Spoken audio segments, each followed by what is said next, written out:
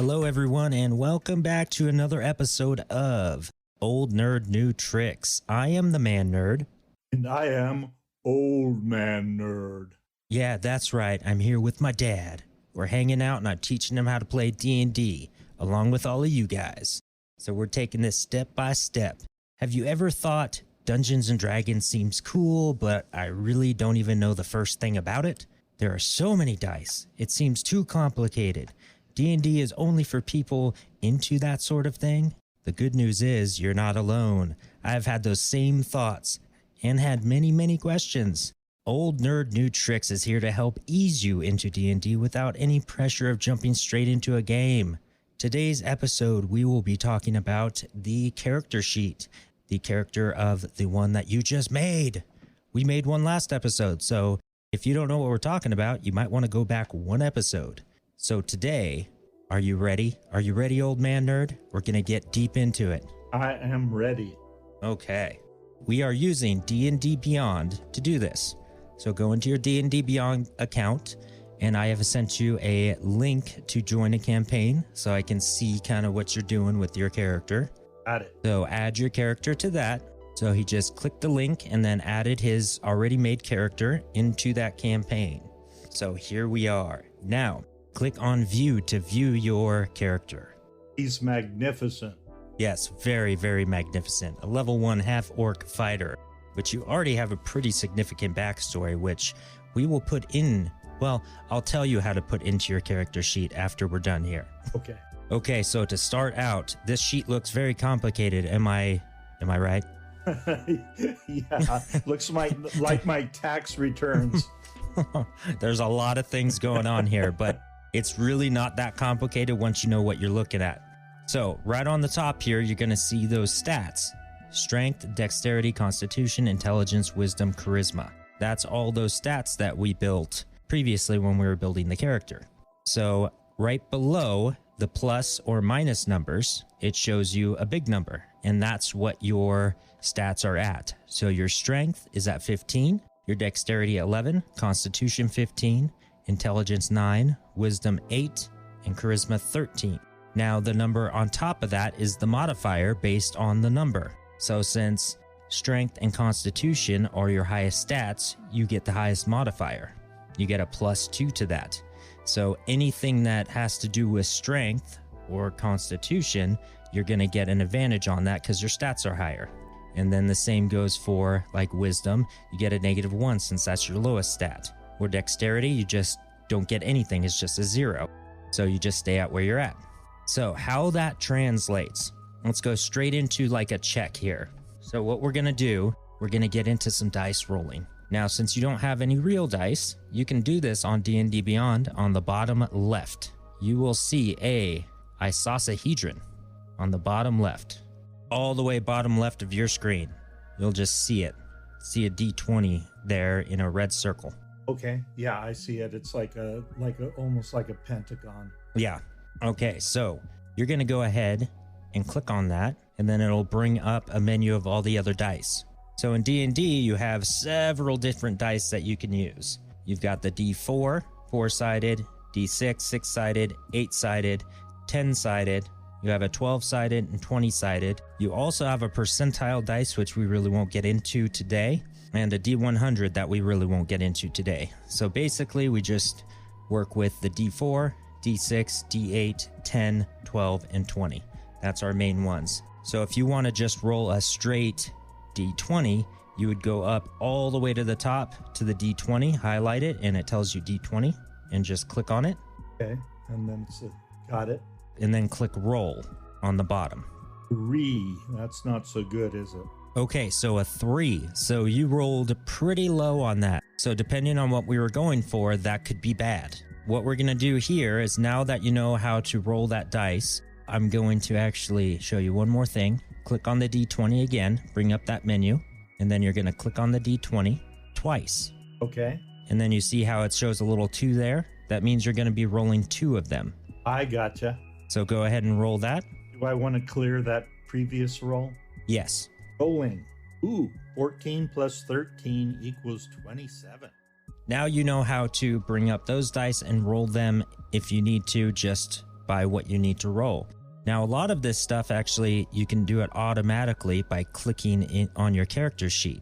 So what we're going to do here is under the box that has PROF, mod, skill, proficiency, modifier, skill, you'll see acrobatics, animal handling, arcana, athletics, deception, history. You see that?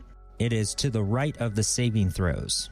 It is right under skills. If you go to the bottom of it, it'll say skills. Towards the middle.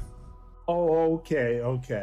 All right, so this is where you'd go if you're gonna be doing checks. So let's say you tell the DM that, hey, I'd like to look around and, see if I can find a clue. So he'll probably say something like, okay, why don't you give me an investigation check? So you would go to that column there and then find investigation, which is towards the middle. And one cool thing about D&D Beyond here, you could roll your own dice, which would be 1d20, and then your modifier is a -1, since you're not so good at investigation. So you would just subtract 1 from that number. So D&D Beyond is cool because all you have to do is click that -1 there, and it will roll it and calculate it with the negative. Oh, cool. Okay, I'm rolling. Plus -1 equals 17. 17. So that would be probably pretty good. It depends on what the DM's doing and what he decides, to give you with certain numbers. Usually a crit, which would be a 20, would give you, what you need to know if there's anything available. Or if you are lower, he'd probably just say, you've got nothing, or he might give you a little tidbit. It really depends on the DM and the number. So along that same thing, let's say that you want to identify an animal. So let's do a nature check. We're going to go down from investigation 2 to nature, and you're proficient in that, so you get a bonus. So you get a +1 on that. So go ahead and click on that. 12 plus 1 equals 13. All right. So you got DM might give you a little something there. Normally, probably not, but maybe a little something. And then let's just go to your highest stat there on this whole column. That's going to be athletics. So let's say you want to do a pretty sweet move, and it's going to require a lot of athleticism. So roll me an athletics check, and you get a +4 to that. I'm just rolling the 1 dice, correct? Yeah, you're just going to click on that +4, because it'll roll it 1d20, and then it'll calculate the +4 to that. Okay, And if you were to do it yourself, you would roll a d20, take that number, and just add 4 to it. Okay, 13 plus 4 equals 17. Okay, so that's pretty good. So you'd probably succeed depending on what the DM, has in mind. All right, so you get the basic idea of the skills column there. Yeah. A d20 plus or minus, and the DM will tell you exactly what to roll. Cool.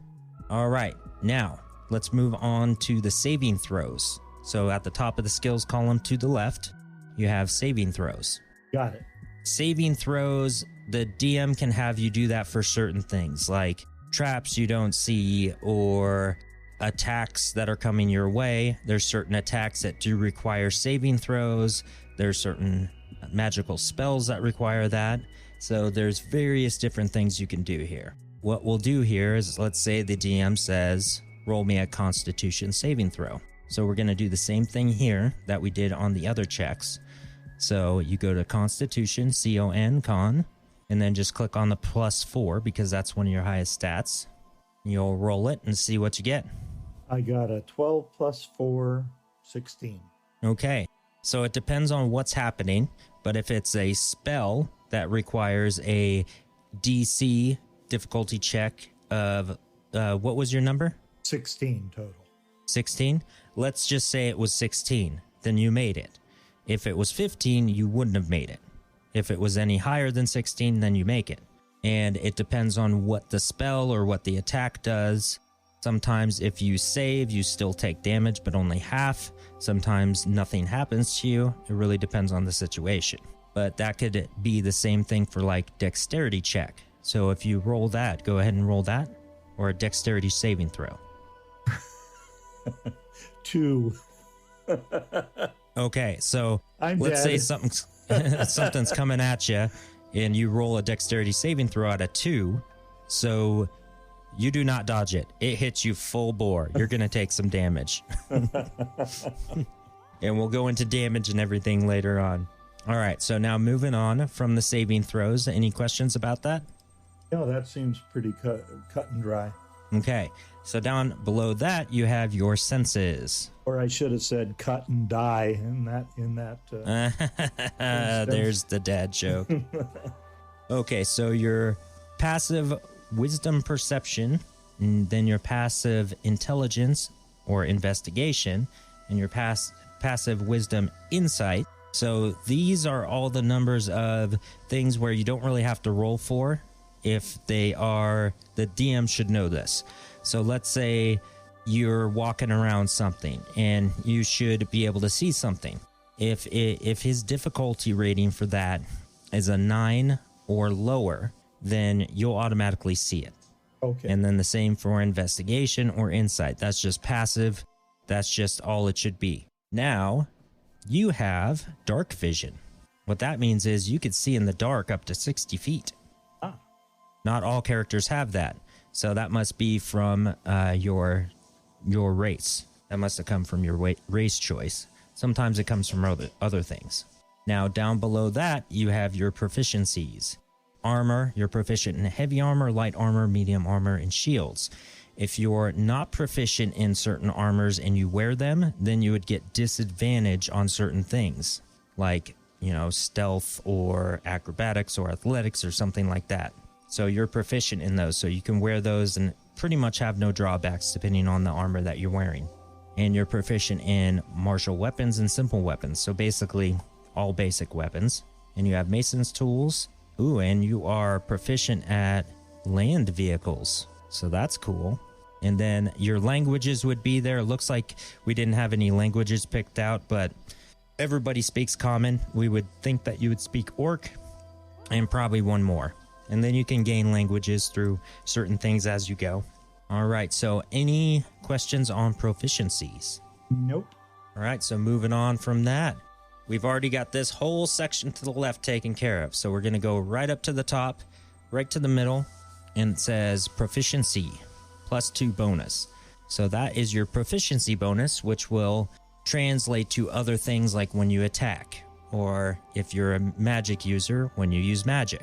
And then to the right of that is your walking speed. So you can move 30 feet per turn. And then inspiration, if you say something funny or do something awesome and the DM's like, you know what, that was pretty good, you get inspiration. Then you click on that and you get the little sun thing right there. And that means you can use that once and you could use it to take advantage on a roll. Okay. Meaning you can roll twice and take the biggest number. To the right of that are your hit points. So that's your health. You have 12 hit points. Your current is 12 because you're at max. Your max is 12. So you haven't lost any. You can gain temporary hit points from certain magical effects and certain items, but we're not really going to get into that right now. Below the hit points is conditions. Now you would add certain conditions if, let's say, go ahead and click on that box. It'll bring up another box. So let's say something blinds you, then you would click the blinded, and then that would affect you in different ways. And then charmed, if a magical spell charmed you and somebody can basically control you. And then other things like that. Poisoned, petrified, prone, restrained, stunned, that sort of thing. As that stuff happens, you would just click that and then activate it under conditions. Got it. That would be at the instruction of the dungeon master? Correct. Okay. And then to the left of that is defenses, resistances, immunities, or vulnerabilities. And you really don't have any right now. You might be able to gain some at some point, but you don't have any at the moment. Then to the left of that is your armor class. So when somebody rolls an attack against you, they're basically going to roll a d20, and then they're going to have a modifier on top of that. And then if they roll less than 10, then they do not hit you. If they roll more than 10, they hit you. And you can gain certain things on your armor class by getting armor, by certain items, by upping some of your stats. So that really does help. The initiative to the left of armor class. That is what you roll when you're going to go into battle to know who goes on what turn. So you would roll a d20, and then this would be your modifier there. You don't have a modifier for initiative based on your stats, so it's just a 0. So you just roll a straight d20 and then tell the DM, and he would get the rolls from everybody else and whoever or whatever you're fighting to know the order of battle. Any questions on any of that? Nope. All right, moving on to the main one here. There's a lot involved here. So we are going to start under actions. So actions, it tells you what you can do. But before we get to that, let's go right to inventory. To the right of that, go ahead and click it. Got it. Okay, so this is all the inventory that you picked when we made your character. So go ahead, you'll see a box, a white box next to certain items. Now you're going to want to equip this stuff. So some things like a shield, if you don't want one of your hands to be, occupied with a shield, you would unequip it. And then you'd tell the DM before you fight, I'm going to equip it. So that could take an item interaction. He could make it take an action depending on the situation. So you definitely want to tell him that. But if you want to avoid that and just carry a shield all the time, you can just have a shield on, equipped the whole time. So let's go ahead and equip your chainmail. So click on that box. Okay, I am clothed. Okay, so you've got chainmail on, and look at your armor class. Oh, 16. You see that it raised from a 10 to a 16? Got it. And then you'll see under your skills that now you have disadvantage on stealth checks because of your armor, because it's big old heavy armor. So if you have to roll a stealth check and hide, then you would roll the d20 twice and take the lowest number. Okay, get that? Next to stealth, I would just hit the... hit the +0, and then it's going to roll it once, and then you just roll it again, and you take the lowest number that you got. I had a 17, and then my second roll was a 2. So you take the 2, unfortunately. And the way to tell if you have disadvantage on that is that D that's right next to the +0 now. And then if you unequip the chainmail, you no longer have that. But your armor class drops down to 10. Certain armor's going to give you pretty decent armor and then no disadvantage, but probably not as good as, the chainmail here. It really depends on the item. Okay. So let's go ahead and equip your crossbow bolts, your crossbow light, Got it. and your 2 warhammers. Yeah, I was thinking about that.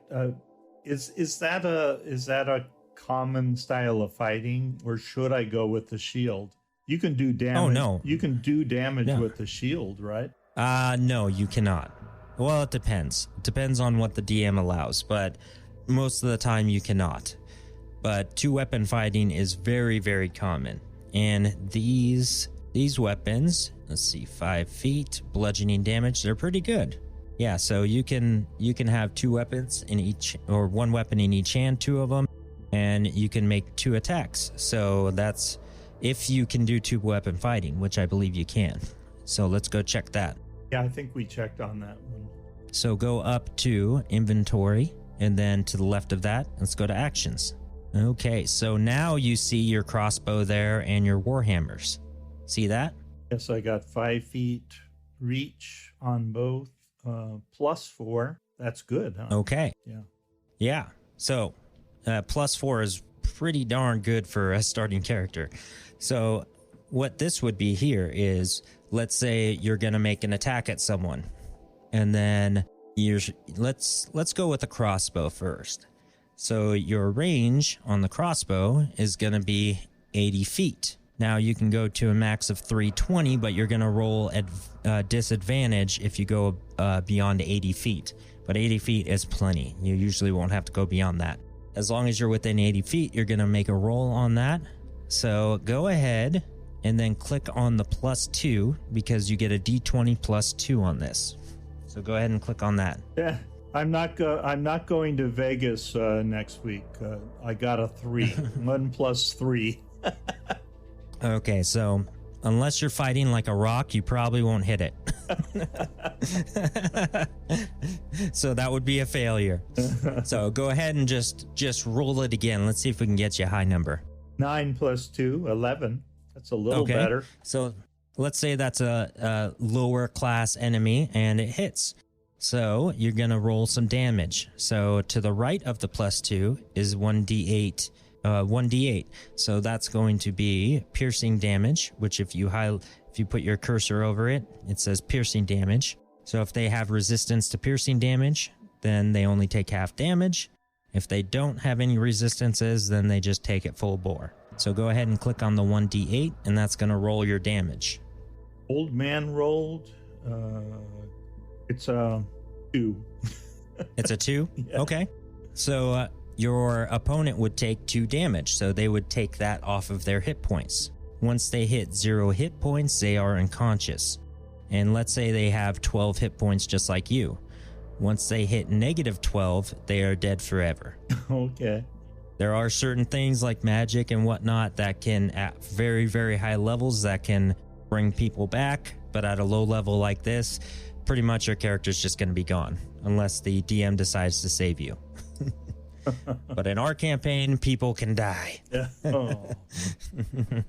All right, so now let's do the same thing just on the Warhammer, but let's act like you enabled 2-weapon fighting. So since the weapon is versatile and you can have 2, 1 in each hand, you can do 2-weapon fighting with this. So what you're going to do is go ahead and click the +4 because you have a +4 to that. So it's going to roll a d20 +4. So this is the first attack. Let's say the DC on this guy's armor class is 14. We'll make it a little bit more difficult. I rolled a total 15. Okay, so you hit. So go ahead and roll some damage on that one. So it's going to be 1d8 + 2. 6 + 2. Okay, so 8 total. So he took 8 damage. And now since you have 2-weapon fighting, which you can see under bonus action, actions in combat. So you can use a bonus action, which is not a full action, just a bonus. So you get 1 full action and a bonus action and movement during a fight. All of that in a turn. And with certain things, you can get more, but as starting out, that's basically just all you get. So as a bonus action, you can hit him again with the Warhammer. So go ahead and do that. The same one or? Yeah, it doesn't matter. They're both the same. Okay. 13. Okay, so that does not hit since his armor class was a 14. So a swing and a miss. And this would be typically when the DM would say why that happened. Let's say you're swinging at the guy, he gets hit, and then he's so dazed that he's kind of swaying back and forth, and then you go to hit him again, and he just pulls his head back perfectly at that moment, and you just graze his nose a little bit. Okay, so now let's scroll down a bit. So under actions, all, which we're on. So you see bonus actions, 2-weapon fighting. And then also, as a bonus action, if you wanted to, you wouldn't be able to do it this turn because you already used the 2-weapon fighting bonus action. You can use second wind. Now let's say you're getting low on HP. Now your character has this, which is pretty cool. So once per short rest, and the DM would tell you when you can take a short rest, or you can ask, hey, can I take a short rest? You can use a bonus action to regain 1d10 + 1 hit points, so health. So you would roll a d10 and then add +1 to it. And on this, it doesn't give you that automatic roll thing. So you'd go down to the bottom left and then go to the d10, which is the third down from the top. And then you'd roll that. Like I said, I'm not going to Vegas. I got a 2. Okay. You get 3 hit points back, which at a low level is pretty significant. At that point, you would click that box right under that, right under second wind, because you used it. So you won't be able to use it again until you take a short rest. Okay. Opportunity attacks, that's a reaction. That means that if during battle, one of the opponents, let's say they go to run away and they cross your path, and it's usually within 5 feet, I believe. If they get within 5 feet while they're moving, you get an opportunity attack, and it doesn't even have to be your turn to do it. So you'd be able to do a melee attack. So you'd be able to smack him with your Warhammer while he comes by. That is something that you want to keep an eye on because sometimes the DM misses that, but if they're a good DM, they usually will catch that when their guys move into your your bubble, basically. Now, are they able to see everybody's character sheet if you're using this? Yeah, if you're using this, that's what the campaigns are for. That's why I had you join my campaign, so I can see your character sheet and I can change things in it. So I could, let's say you don't know how to do damage, so I would go up to your hit points. Let's say you took 2 damage, and I would just put 2 damage in there, and then you would reload your page and you would see that the damage is down now. I didn't do that, but yes, I could. I'll be nice to you. Okay, so now on this whole thing here, that's all the actions that you can take, this whole thing here. Now, sometimes as you gain weapons, gain certain abilities and whatnot, this stuff will change. You will get cool things. If you want to, let's say you only want to do an attack. You want to just take out all of that other stuff. So click on attack and it'll tell you the attacks that you can make. You can make an unarmed strike. You have your warhammers and then your crossbow. And then go to action. That'll tell you the actions that you can take. You can attack. If you have magic, you can cast a spell. And this is all the one thing that you can do on an action, which you get 1 per turn.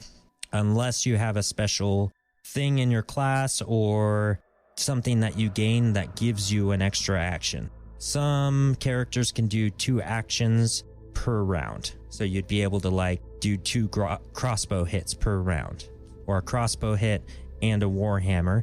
And then the warhammer, you'd at that point, since it's 2-weapon fighting, you could use your bonus action to do it twice. So you'd get 3 hits, a crossbow and 2 warhammers. Does that make sense? Yeah. How do you gain those extra actions? Sometimes it depends on your class. Like when you level up, sometimes it gives you that depending on your class. I know barbarians get that at a certain level. I've never played a fighter, so I'm sure they will get that at a certain level. Or if you complete certain feats. So as you level up, you can choose a feat or a stat change, which you would get a bonus on a stat or on 2 stats of your choice. So let's say you wanted to bump up your strength and constitution by 1 each. So you would do that instead of a feat. And certain feats give you bonuses like that. Okay. I'm not sure of anyone that would give you a double action, but they might be out there depending on the situation. All right, and then let's say you want to just know what your bonus actions are. So you click on bonus action, and right now you only have 2, the 2-weapon fighting and then the second wind. And then same thing with reactions. The only reaction you have is the standard one, opportunity to attack, so you don't have anything there. And then anything else, other or limited use. So other, you have relentless endurance. So that's a special thing. That says when you are reduced to 0 HP but not killed, you can drop to 1 HP instead once per long rest. So that is pretty cool. That's an orc thing, I assume. Yeah. Yep. So if you drop to 0 HP, you just use this, and then it bumps you up to 1 HP and you're back up. It gives you a chance to heal or whatever, or maybe it just gives you a chance to stand up and get hit again. It depends on where you're at. So you could probably wait until your turn to just use that. That would be pretty cool. Hopefully you got out of that dangerous cave before you dropped to 0. Yep. Okay, limited use. So you have both of those there, the second wind and the relentless endurance.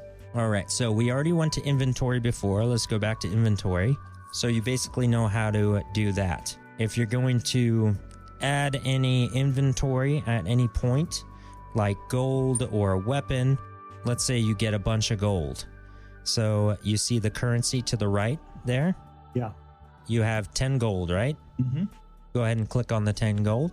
Nice. Some DMs like to use copper, silver, all this different stuff, platinum, gold, but it depends. With our campaign, we only use gold. It just makes it way more simple, so you don't have to keep track of all of this. So I hate exchanging. I hate exchanging currency when I'm in other countries. Yeah, so let's not do that. So let's say you get 1,000 gold. So go down to adjust currency, which is halfway down. Go under the gold, and you can either use the up arrows if it's just a few, or down arrows. You can also type it in. So we're going to type in 1,000 and then add, and that'll add it to your currency. Well, how did that happen? Did we? Well, we just like you found a treasure? Are we like the Federal Reserve? We're just printing money. No. As we're doing this with your character sheet, you are on an adventure right now. Got it. Okay. And you just found a hidden treasure in a cave. That's awesome. Hopefully it'll be this easy all the time. Yeah, totally, right? Okay, and let's say you want to buy a weapon. Let's say you choose a weapon and the DM says, okay, it's that much from the shopkeeper. Let's say it is 1,000 gold for this weapon. Go ahead and type in 1,000 right under gold again. And then instead of add, we're going to do remove. Right next to currency, you're going to click the gold, which says 1,010 now. Right. And that'll bring up the menu. So now go down to gold, put in 1,000, and then click remove. Easy come, easy go, huh? Well, I just gave myself 2,000. Just a minute. Oh, man. I'm greedy. Okay, remove. Have to remove again. Okay, I'm back down to 10. All right. Now let's put that weapon that you just bought in there. So go to manage inventory, which is right under currency. Click it. And then right under filter, you're going to see a search bar. If you're looking for something specific, you could type that in right here. Okay. If you're not, let's say we're just looking for a weapon. So we're going to click filter by type, which is right under that. So click on weapon. Got it. All right, let's do something fun. Let's click on the magical. So it'll be a magical weapon. Okay. All right. So now you get all these options here. Let's just pick one in this main thing. If you wanted to load more, you would go load more. And then if you keep going, you'll see that it turns from green to a blue. And that's more powerful items as the color changes. So you'd be green to blue, and then you'd eventually get up to purple, and you'd get up to gold, and there's just really powerful items. So we're just going to stick to that first part, and let's get you a battle axe +1. So press add right next to battle axe +1. Got it. Add to backpack or equipment. Equipment. All right. Nice. So that's how you'll add items, and you could do that not with just weapons, but with like potions of healing or magical staffs or tinder boxes or anything that you buy. I like the idea. Or anything that you find. Antimatter rifle. That's cool. Yeah, not giving you that one. So now let's go back to our inventory. So click out of that and go ahead and let's just do this right.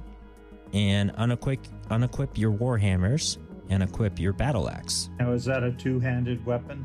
This one is.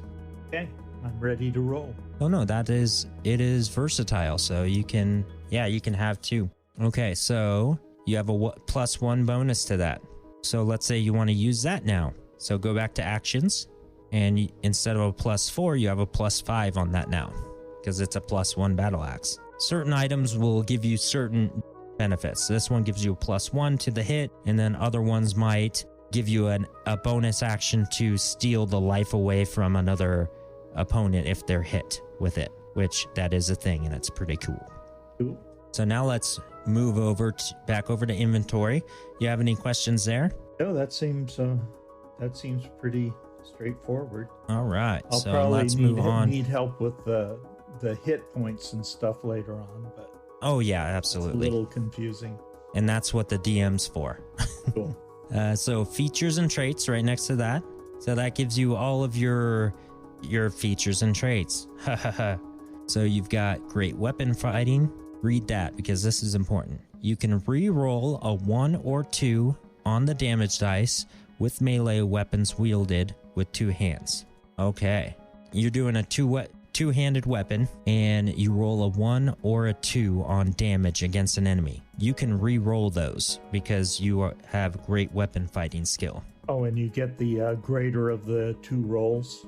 Well, you can just, let's say you roll a 1, you're like, oh man, you just roll again. And if it's greater, yes, you take that. Cool. If it's a 1 again, you're stuck.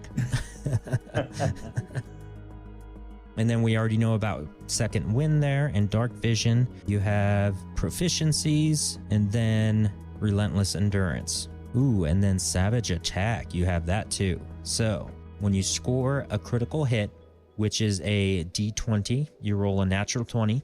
You roll one of the dice an additional time and add it to the extra damage. Oof. So let's say it's 2d8 damage. You would roll 2d8 and an extra d8. So he'd take a ton of damage. What's the deal with the, we've only got, I haven't chosen any proficiencies? Yeah, that was something in the character building. We'll probably go back to that. Okay. Yeah. Okay, so that's basically it here. Now, class features, it's basically the same thing. You've got animal handling, survival, all the stuff we already know. Racial traits, you've got that relentless endurance, savage attacks, and then feats. No feats yet. I got 2 feats. What are you talking about? Another dad joke. Okay, so next to features and traits were description. So that gives you your background, and then you can add your personality traits and your bonds, flaws, and your appearance stuff right there when you're ready. And then any notes you need to add is next to description. The notes would be my backstory. Actually, you can add backgrounds wherever you want. See it. Let's see here. Yeah, so background, yeah, that's your folk hero background. So yes, you would go to notes to add that. Okay. Usually what I do, yeah, they have a spot for backstory. So you would put your backstory there. Cool.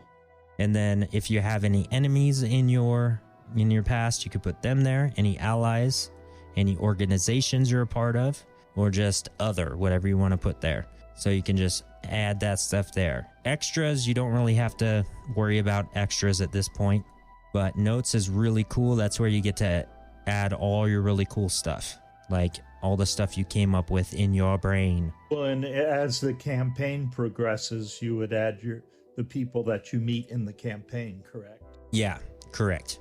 If you're smart, you would, so you don't forget them. Right, yeah. That would be me. I am the old man nerd, and I have old man memory. Okay, so now that we basically run through everything, click back on actions here, and let's go ahead and give you an enemy. Let's say that you stumble onto an enemy, and let's roll some initiative. Am I staying with the battle axe? You can pick whatever you want. So before you get into battle, you might want to choose what you're gonna want to have. Right now you have a battle axe and the crossbow ready. I'm gonna drop the battle axe and go back to my warhammers. Okay, so you got to be careful with words. So if you say you drop the battle axe, if you don't pick it up, you don't have it anymore. No, it's in my backpack. So you put it away. Okay, so you said you get your warhammers? Yes. Okay, so let's go back to inventory. Let's deselect the battle axe. Oh, I already did. I've got my warhammers equipped. Man, you're on it. Okay, so let's roll initiative. So you could either just roll a d20, and since you have no bonus to initiative, it would just be whatever you roll. Or you can actually click on the initiative box where it says +0. Okay, so I'm clicking. Okay. 17. Okay. The monster rolled a 2, so you go first. All right, so let's see what you're going to be battling here. So you walk upon a monster that changes into a box with teeth. Okay. Because it is a juvenile mimic, so it can shape change. Okay. You have a box with teeth in front of you. You know it's hostile because you saw it change, and you can do what you want. It's one of those Amazon packages with the big smile. So what do? You can do an action, you can do a movement, and you can do a bonus action. So your movement's going to be up to 30 feet because that's your walking speed. So let's say the opponent is 20 feet away from you. So you can move up to it within 5 feet and use your warhammers if you'd like. And then that would be an action and a bonus action. Or let's say you take out your battle axe instead and you use that. That would be one action. And let's say you want to do a bonus action. So a different bonus action. So let's say you already took damage and you want to hit it once and then use second wind to regain some HP. So all of that stuff you can do. You can do one movement. You can actually do, 30 feet worth of movement. So if you want to move 15 feet first and then 15 feet after, or 10 feet and then 20 feet, or even 5 and 5, whatever, up to 30 feet, you can do it before and after. So you can move in and then move away if you want. I think I am going to just jump into the fray. I'm going to approach all the way up to the box. And with both hammers, I'm going to hit him from either side of the box and smash his head in. Okay, so roll me your first attack roll. So click on the +4. 17. Okay, 17 hits. Go ahead and roll me some damage. So the 1d8 + 2. 6 + 2. Wow. Okay, so you smack that thing and it... So no need to roll again because that thing's dead. I pulverized that box.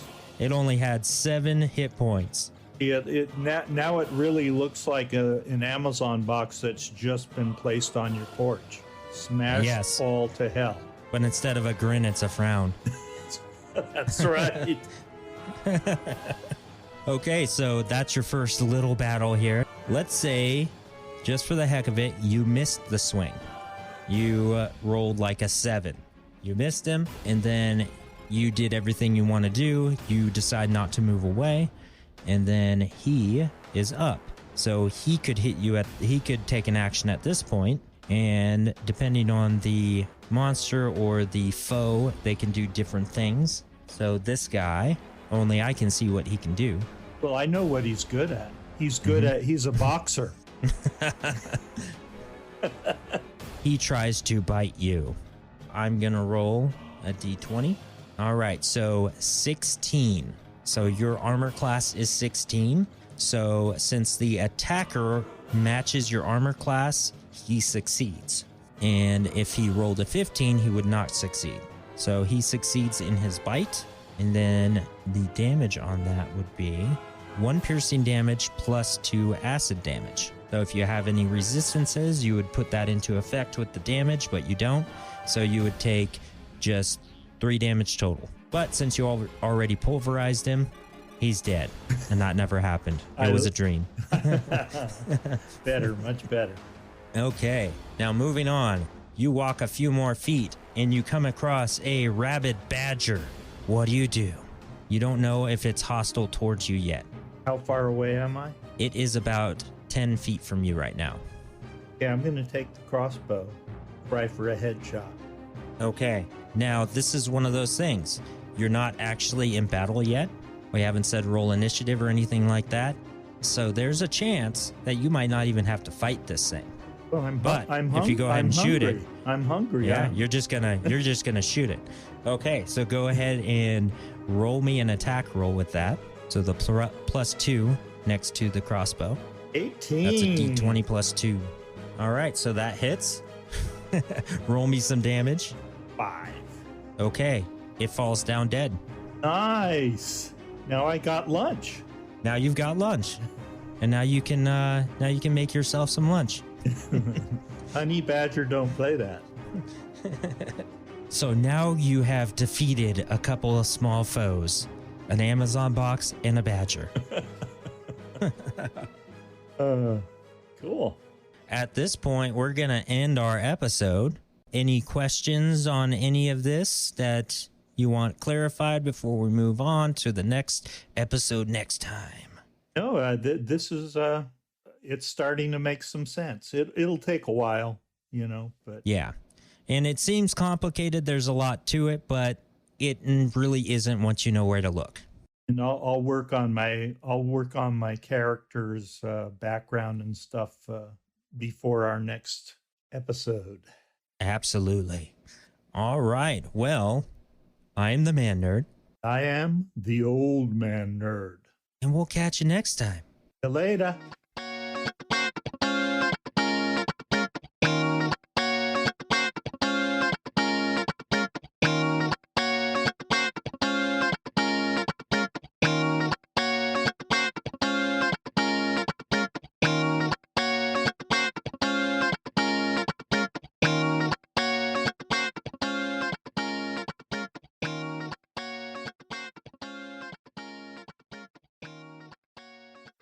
You're still here? It's over. Go home. Go.